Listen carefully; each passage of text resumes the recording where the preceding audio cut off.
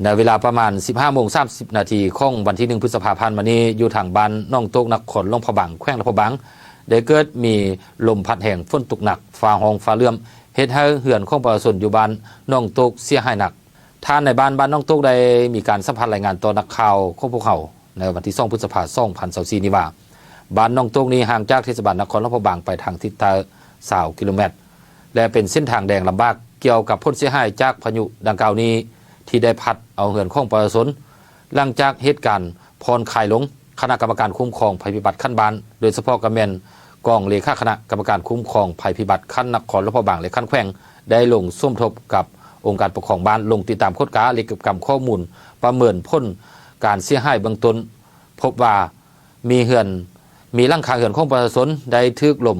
พัดเปเพธรรมดาในจำนวน32หลัง7หลังเปเพหนักและหลังคาโรงเรียนอีก1แห่งรวมทั้งหลังคาวัดอีกตึมยังบ่สามารถประเมินผลของการเสียหายได้และในวันเดียวกันนั้นพายุฤดูร้อนยังได้ส่งผลกระทบเฮ็ดให้ต้นไม้ใหญ่อยู่สถานที่แหล่งท่องเที่ยวน้ำตกตาดกรุงศรีลมหักตึมอีก